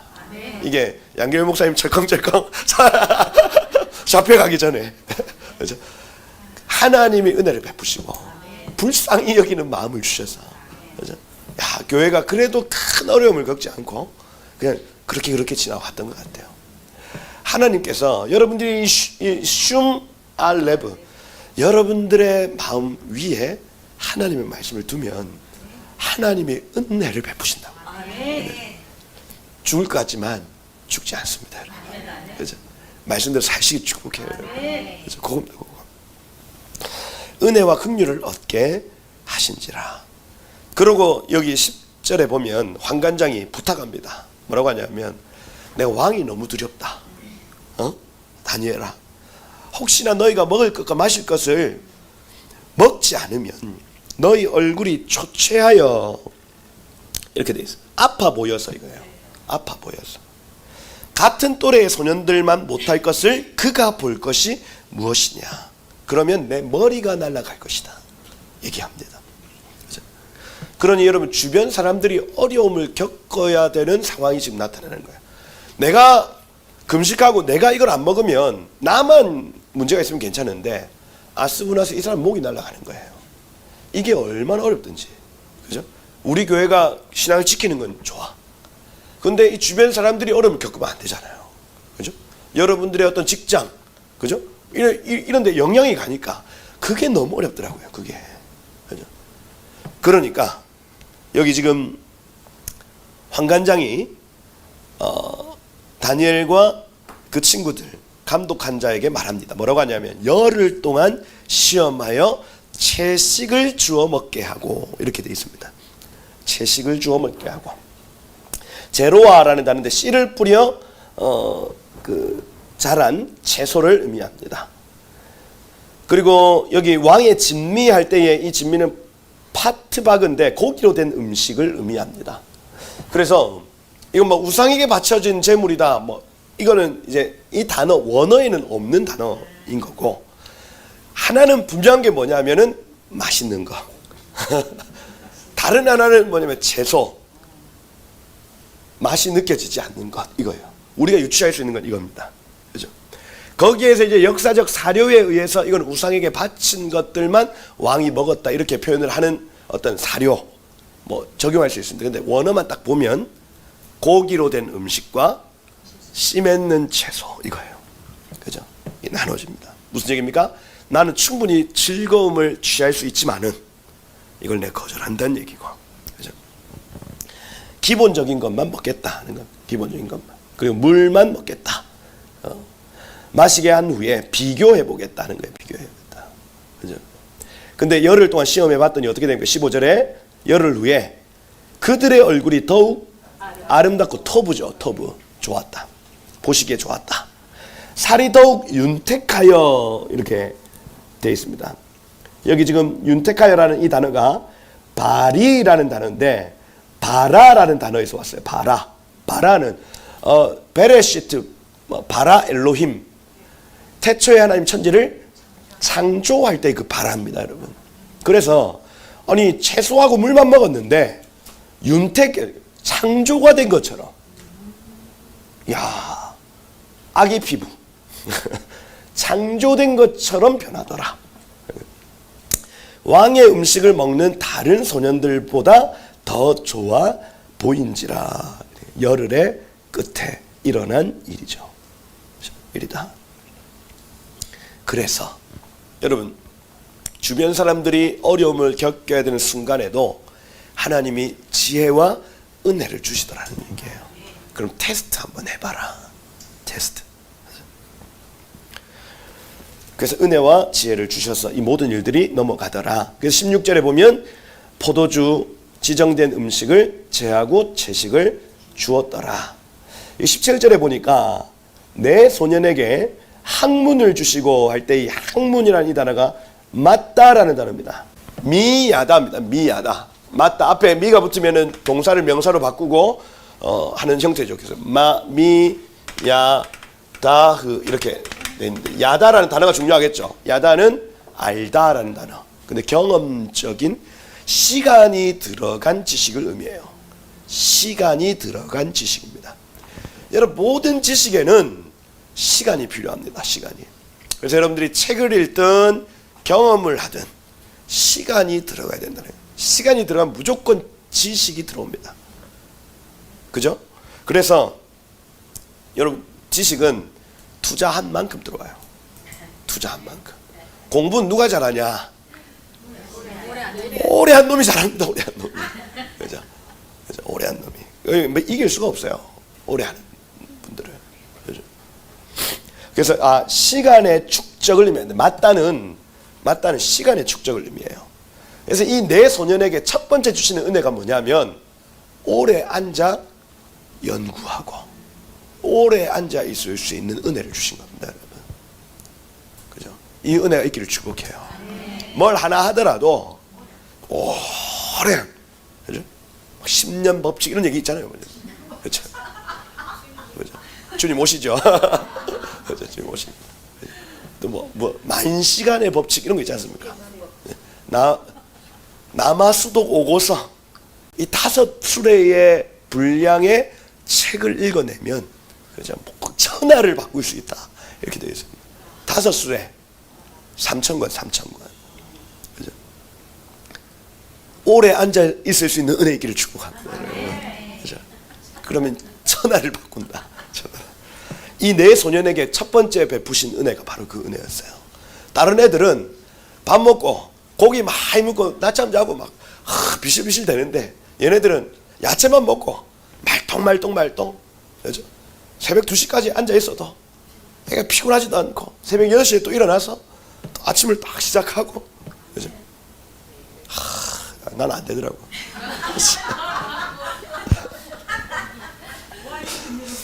그죠? 왕의 진미를 너무 많이 먹었을 거예요.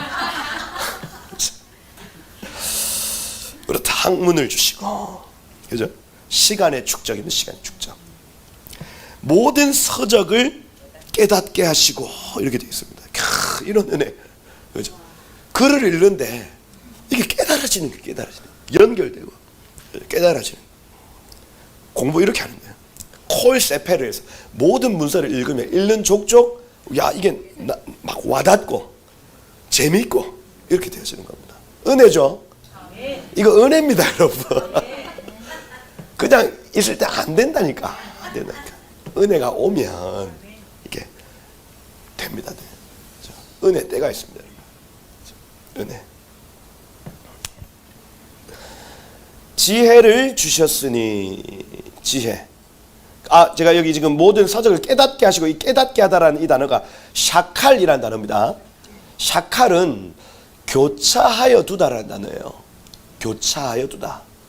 그래서 무슨 얘기냐면, 여기 그에 와서 계속 이 에브라임과 므낫세 축복할 때 야곱이 눈이 안 보였는데 오른손을 에브라임에게 얹고 왼손을 므낫세에게 얹고, 눈이 안 보이는데도 이거는 내가 버려야 될 거고 이건 내가 취해야 될 거라는 걸 안 겁니다. 모든 서적들 중에 버려야 될 것과 취해야 될 것을 아는 분별력. 이건 아니네, 이건 이네, 알 수 있는 겁니다.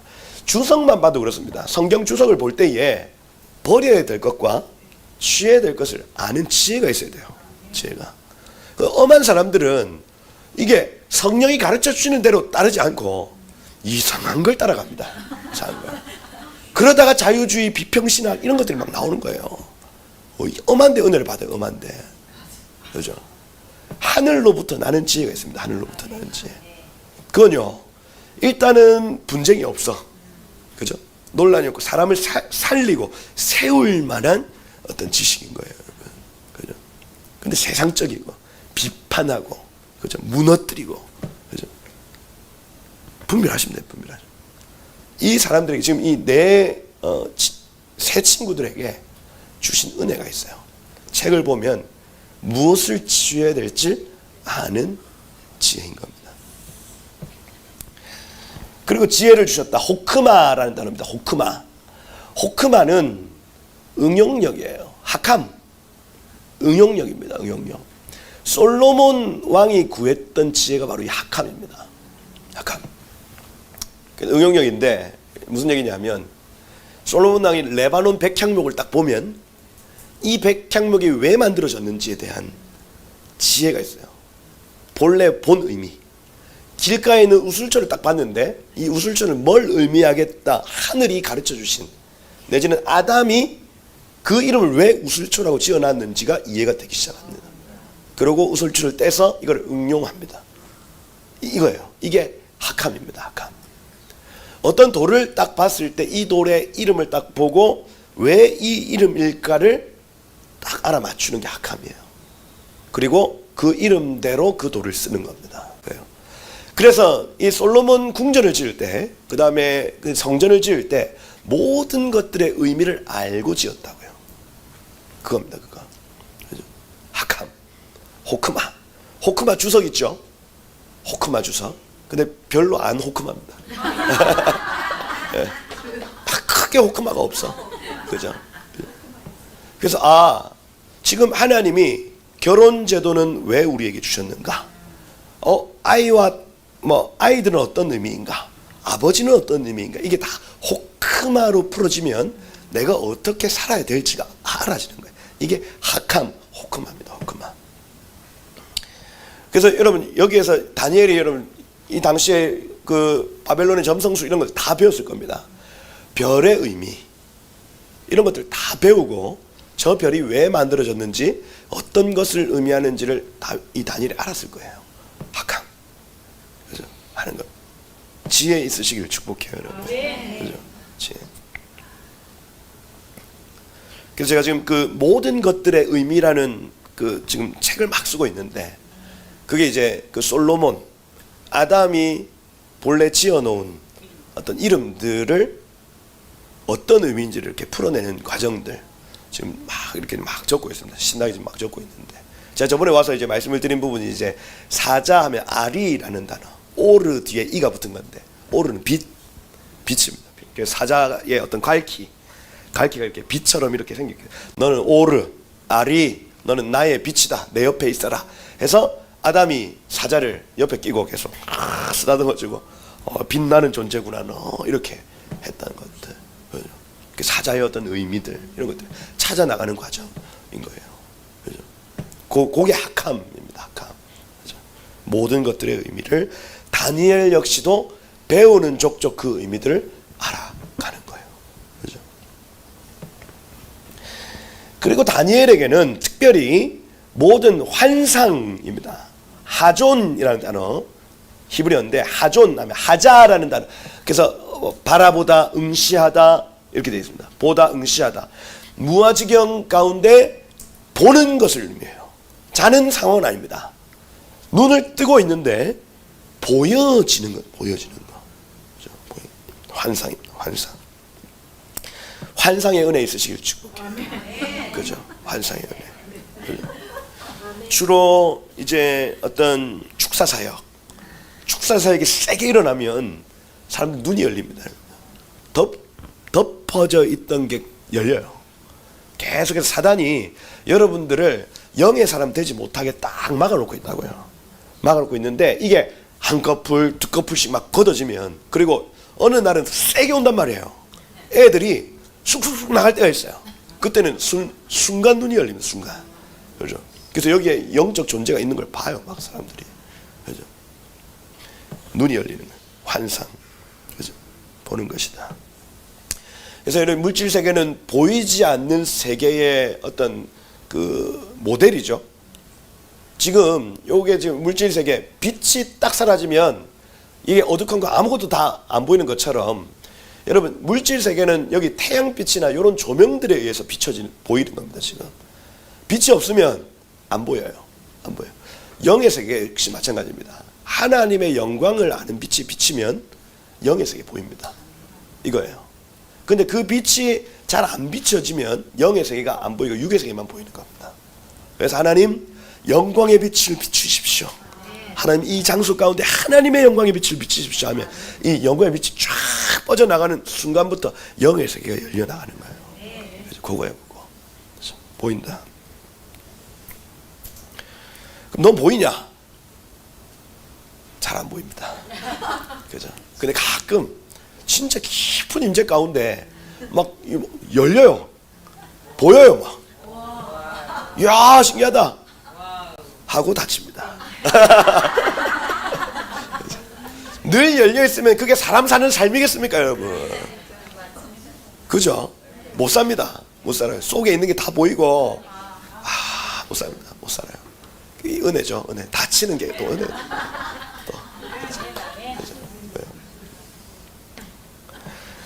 꿈을 깨달아 알더라 이렇게 되죠. 꿈을 깨달아. 이 할롬이라는 단어입니다. 할롬. 수면 상태에서 계시하는 겁니다. 수면 상태에서 계시한다 하는 의미. 할롬. 꿈 잘 꾸십니까 여러분들? 잘 안 꾸죠? 그죠? 꿈. 저도 뭐 잘 안 꾸다가 하나님 한 번씩 꾸게 하실 때가 있어요. 꾸게 하실 때가 있고, 두 번씩 겹쳐 꾼다. 이거 하나님 주신 꿈 맞습니다. 그죠? 하나님 한 번 꾸게 하셨는데 또 꾸게 하셨다. 근데 똑같은 내용의 꿈을 다른 형태로 또 꾼다. 대부분 하나님 주신 꿈 맞습니다. 그죠? 그래서 막 요셉이 그 볕단이 막 절을 했다, 11별이 절을 했다. 이게 두 개가 다른데 같은 내용의 꿈입니다. 그 다음에 바로 왕의 꿈 역시도 마찬가지고 막 뚱뚱한 이삭이 나가지고 막 뚱뚱한 또 소가 나와가지고 파리한 소를 잡아먹고, 이게 똑같은 내용의 꿈이 겹쳐서 꿔진다 하는 개념. 느부갓네살의 꿈 역시 마찬가지입니다. 이 금신상과 그 다음 내생물은 같은 얘기를 다른 환상으로 지금 나눠 놓은 거예요. 똑같은 얘기입니다. 사실은 똑같은 얘기. 그죠? 그래서 하나님은 똑같은 내용을 아브라함에게 나타나신 하나님이, 야 하늘 봐라, 하늘의 별같이 네 민족이 많아질 것이다. 그 다음에 바다에 모래를 봐라. 똑같은 내용을 반복해서 다른 방법으로 말씀하시는 거예요. 그래서 여러분들이 꿈을 꿀 때에 두 번 겹쳐 꾼다. 내용이 조금 다르다 할지라도 두 번 겹쳐 꾼다 하는 건 여러분 기억하시고 기록하셔야 됩니다. 언젠가 그 꿈이 해석될 날이 와요. 얼마 전에 이제 한 목사님 만났는데 이분은 또 그 주특기가 꿈 해석이야. 꿈 해석. 그래가지고 내가 이런 꿈을 꿨습니다 하면 이분이 기도하시면서 그 꿈을 이제 해석하시는 분이신 거예요. 재밌어요. 재밌어요. 그래가지고 제가 이제 예전에 꿨던 꿈 혹시 꿈 꾸신 거 없냐고 물어보길래 예전에 꿨던 꿈 이렇게 적어 놓은 거 몇 개 이렇게 드렸더니 그거였어요. 그거 정광훈 목사님 한참 그 막 집회할 때 이제 우리 교회에서도 올라가야 되냐 말아야 되냐, 그때 100만 명만 모이고 그렇게 할 때, 그때 저는 이제 막 지금은 아직 가면 안 된다 막 이렇게 얘기를 했었는데, 그때 꿈을 꿨는데 올라가가지고 제가 정광훈 목사님 집회에 참석을 했어. 내려가려고 하니까 정광훈 목사님이 돈을 2억 뭉치를 현금을 다 주시는 거예요. 감사합니다. KTX를 타고 딱 내려오는 길에 딱 열어봤더니 우리 돈이 아니네. 열어보니까 이 장난감도 비슷한 거예요. 이게 뭘까?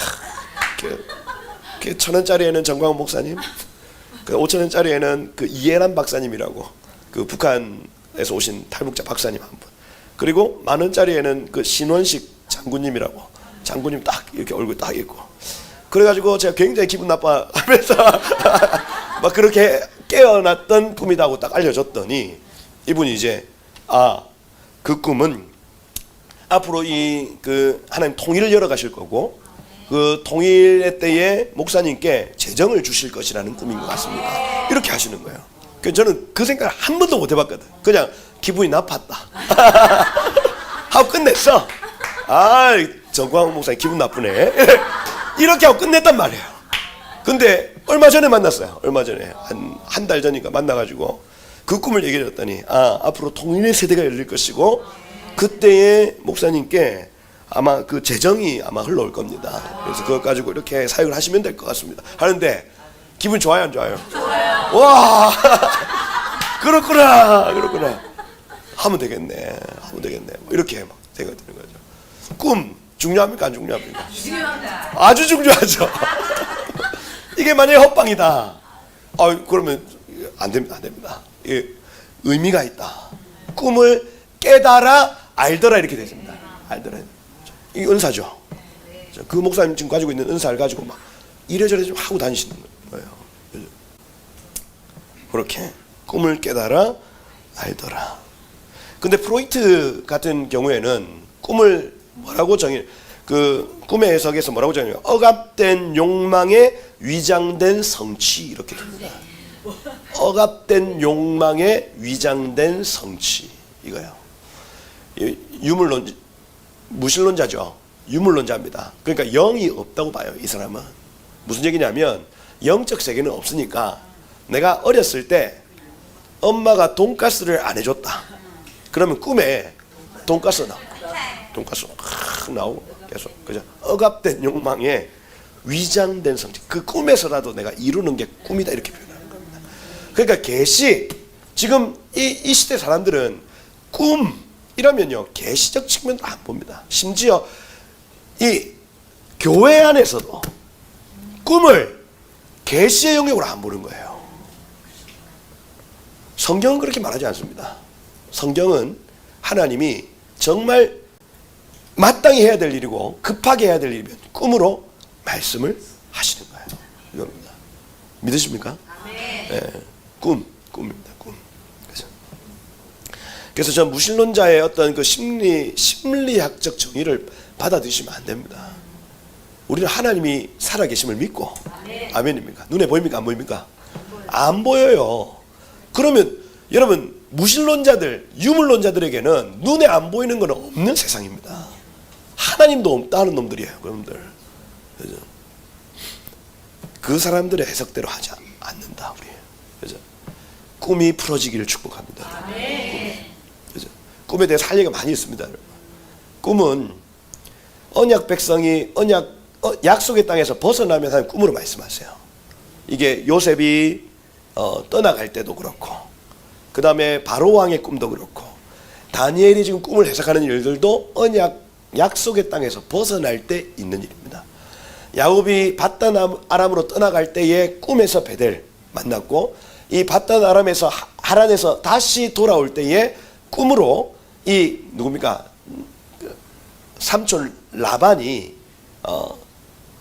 이 단어 자체가 하얗다라는 단어인데 이 하얀 놈이 본래는 검은 놈이야 하고 꿈으로 말씀하시는 부분이 있어요. 그 꿈에 왜 막 그 나무 흔들고 이렇게 하는 게 다 꿈에서 봤던 걸 그대로 한 겁니다. 이게 그러니 약속의 땅에서 벗어난 언약 백성들에게 하나님 그때는 뭐 말씀도 없고 뭐 어떤 그 기록된 말씀을 보지도 못하고 굉장히 힘든 순간에 하나님 뭐로 말씀하신다고요? 꿈으로 말씀하신다. 꿈으로. 불신자들에게도 마찬가지. 꿈으로. 꿈이 풀어지면 전도가 풀어집니다, 여러분. 그죠? 그래서 이 시대에 정말 이 사사시대, 다니엘 시대와 같은 이 시대에 이 땅에 꿈이 풀어질지어다 하고 기도하고, 그죠? 많은 사람들이 꿈을 통해서 야, 내가 어제 꿈을 꿨는데 이러면 우리 믿는 자들이 내 그 꿈을 해석해 줄게 얘기해봐라. 이 하나님 주신 꿈인 것 같아. 전도가 되어지고, 그죠? 요 그 얘기 느부갓네살 불신자입니다. 꿈을 꿨어요. 해석이 안 됩니다. 하나님의 사람이 찾아가서 그 꿈을 맞추고 해석해 줍니다. 불가능한 일입니다. 우리는 못합니다라고 얘기를 했던 이 바벨론의 술사들 보십시오. 세상은 못합니다. 하나님의 사람은 하는 거예요. 그래서 그거예요. 환상과 꿈을 깨달아 알더라. 왕이 말한 대로 그들을 불러들일 기한이 찼으므로 환관장이 그들을 느부갓네살 앞으로 데리고 갔습니다. 3년. 왕이 그들과 말하여 봤더니 무리들 중에, 동기들 중에는 다니엘과 하나냐, 미사엘과 아사랴 같은 자가 없다. 로마차 찾을 수가 없다. 그들을 왕 앞으로 인도했습니다. 그리고 모든 일들을 묻는 중에 지혜, 총명이 온 나라 박수 할 때 이 박수라는 단어가 하르툼이라는 단어입니다. 하르툼 하면은 헤레트 뒤에 음이 붙은 겁니다. 음이 붙은 건데 복수 형태죠. 그래서 헤레트 하면 철필로 새기는 사람들입니다.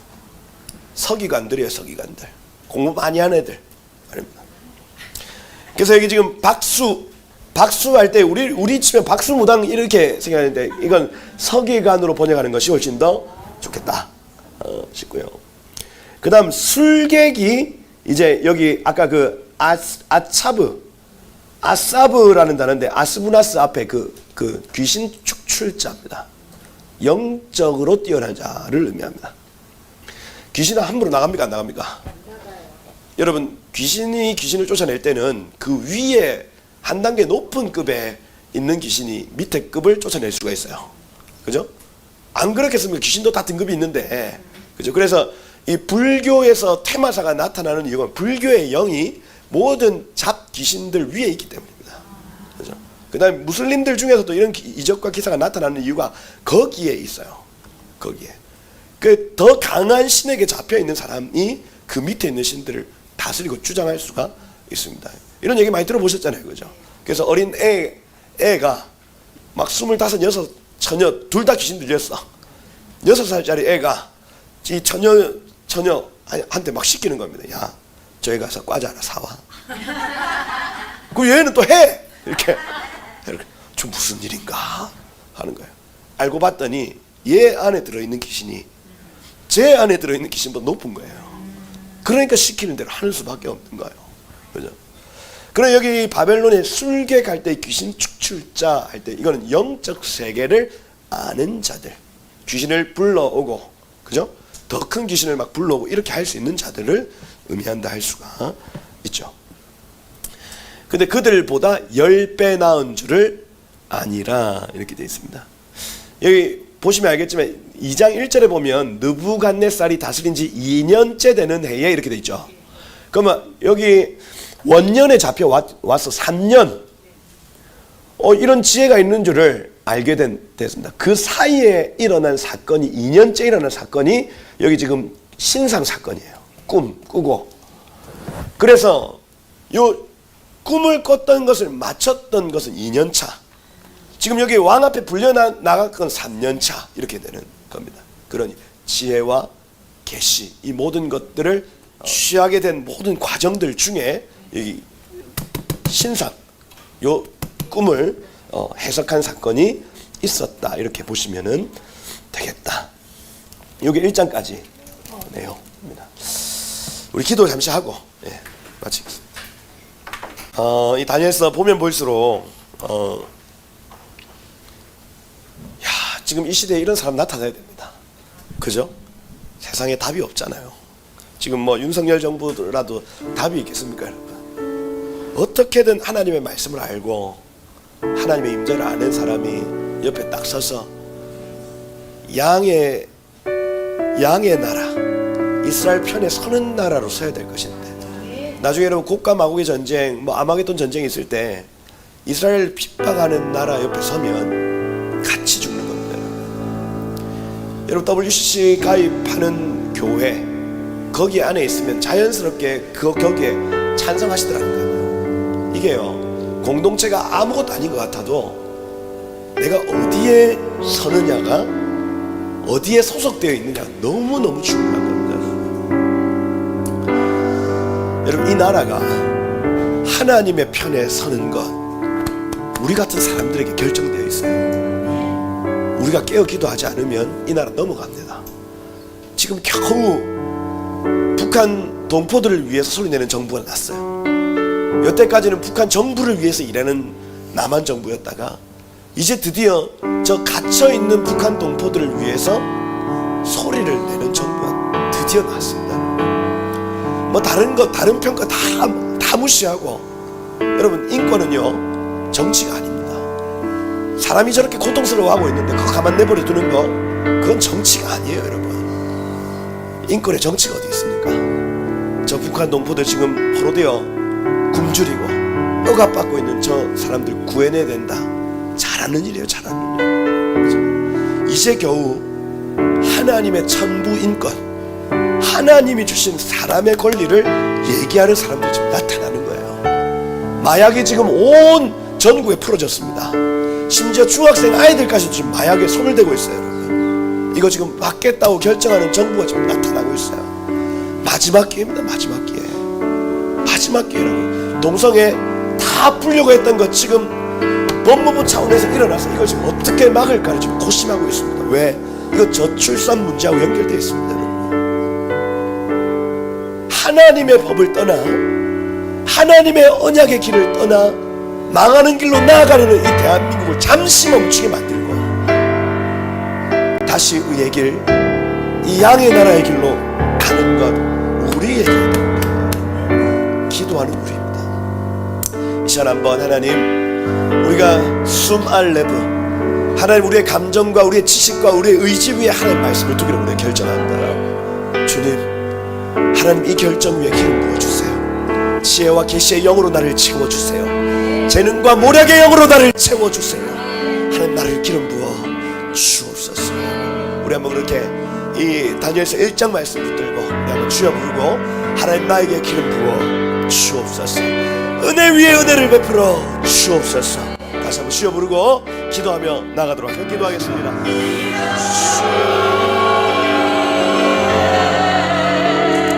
아버지 하나님 감사합니다. 하나님 나에게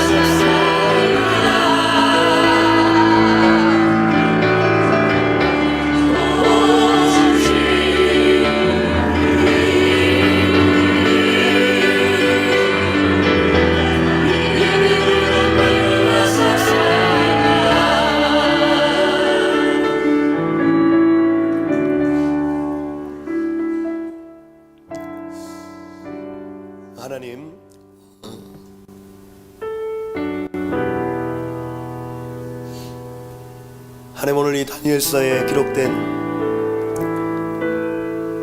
하나님 이 은혜를 우리에게 부어주사 하나님이 마지막 때를 능히 이기는 자들 되게 하옵소서. 아무것도 염려하지 말고 오직 모든 일에 기도와 간구로 너희 구할 것을 감사함으로 하나님 앞에 아뢰라. 그리하면 모든 지각에 뛰어나신 하나님의 평강이 그리스도 예수 안에서 너희의 마음과 생각을 지키시리라. 하나님, 기도하는 백성들에게 성령을 부어주사 하나님 어떠한 도전과 위협 앞에도 능히 마음을 지켜낼 만한 믿음을 허락하여 주옵소서.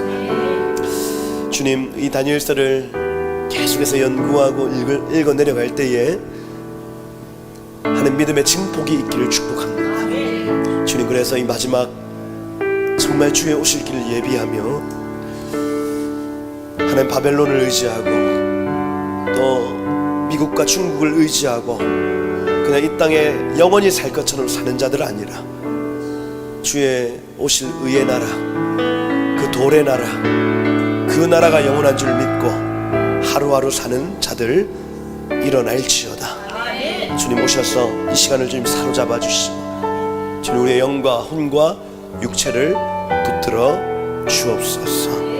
그렇게 이 시간들을 치고 나가실 주님을 기대합니다. 주님, 모든 영광을 주님만 받아 주십시오. 감사합니다. 예수 그리스도의 이름으로 기도드립니다. 아멘.